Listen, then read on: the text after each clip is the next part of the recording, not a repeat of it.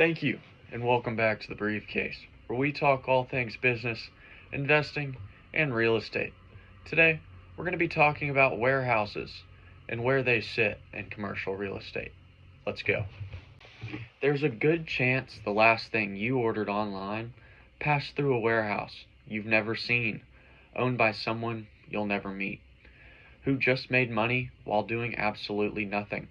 And no, this isn't some passive income fantasy.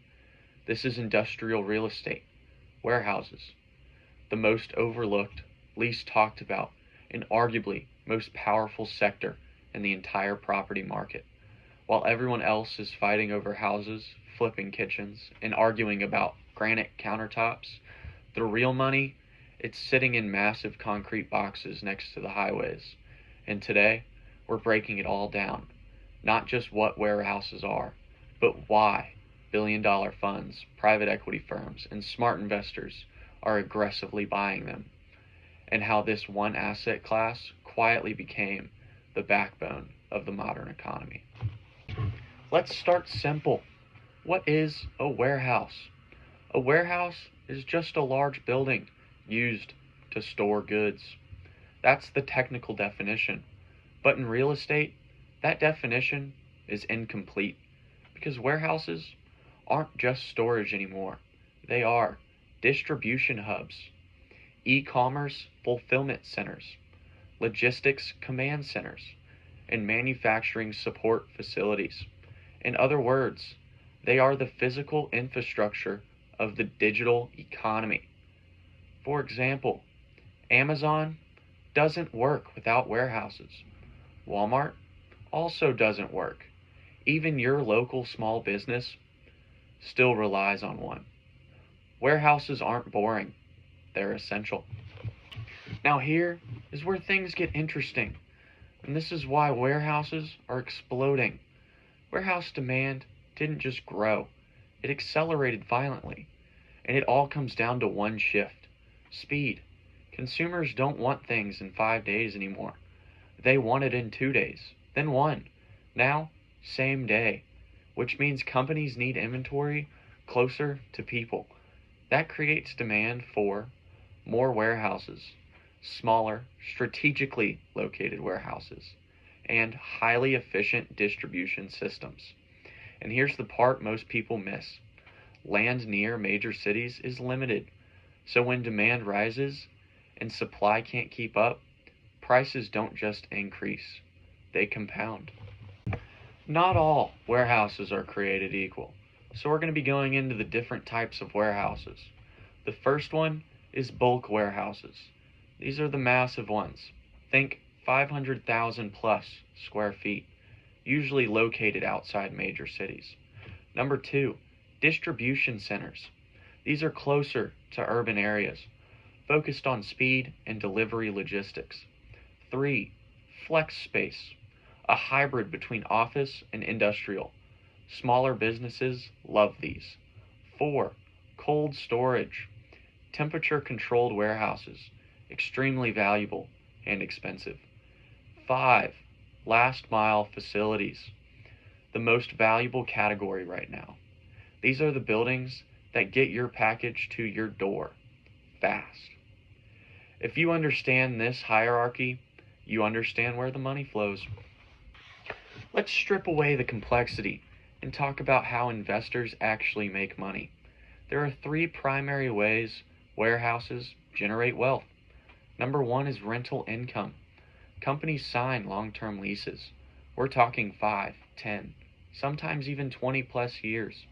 And these tenants, they're not random individuals. They are Amazon, FedEx, logistics firms, and manufacturing companies, which are highly stable cash flow. Number 2, appreciation. As demand increases, property value rises, especially in high demand corridors near ports, airports, and major highways. Location matters, but in warehouses, logistics matters more. And number 3, the value add strategy. This is where it gets strategic. Investors will renovate outdated warehouses, increase ceiling heights, improve loading docks, and upgrade logistics efficiency, then raise rents. Single concept, massive returns. If you want to understand where a market is going, follow institutional money. And right now, institutions are pouring billions into industrial real estate. Why? Because warehouses solve three problems. One, predictable income. Long leases equals stable returns.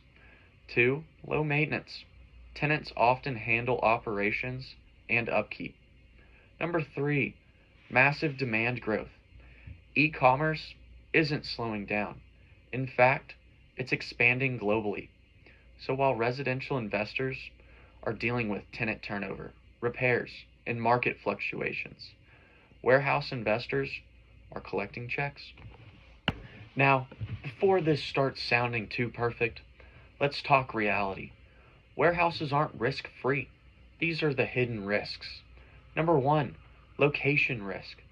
A warehouse in the wrong location is just a big, empty box. If it's not near infrastructure, it loses value. Number two, tenant concentration. If one major tenant leaves, you don't lose a room, you lose the entire building. Number three, economic sensitivity. Warehouses rely on commerce. If supply chains slow down, demand can drop. Number four, high entry costs. These aren't starter investments. We're talking millions of dollars, complex financing, and institutional competition. This isn't your typical buy your first property play. So here's the question everyone's thinking. If warehouses are so powerful, how do I get involved? You have three realistic paths. Number one, real estate investment trusts. Public companies that own warehouses. You can invest with a brokerage account and minimal capital. Examples include industrial-focused real estate investment trusts. Number two, syndications. These are group investments. You pool money together with other investors and buy larger assets. You become a limited partner, less control, but access to bigger deals. And number three, direct ownership. This is advanced. This is where things get serious. This requires capital, experience, and a strong network, but also offers the highest upside. Let's zoom out for a second and look at the future of warehouses and real estate, because this isn't just about today. It's about where this is going.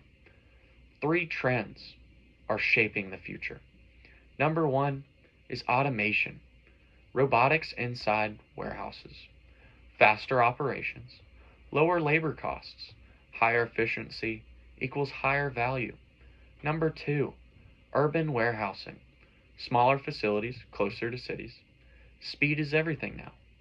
Number three, global supply chain shifts.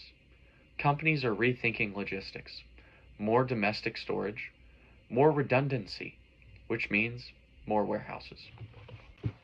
Here's the honest truth. Warehouses aren't flashy. They don't show up on Instagram. No one is posting luxury warehouse tours. But that's actually exactly why they work. Because while attention is focused on luxury homes, short-term rentals, and house flipping, the industrial sector quietly compounds wealth in the background. No hype, just results. If you take one thing away from this video, it's this. Real estate isn't just houses, and the biggest opportunities are usually the ones no one is talking about. Warehouses don't look exciting, but neither did the internet in 1995. And yet, here we are. And thank you for sticking with the briefcase today. If any of these facts about warehouses were insightful or confusing to you, please leave a comment down below. And if you enjoyed this video, make sure to like it and subscribe. Now remember, stay smart.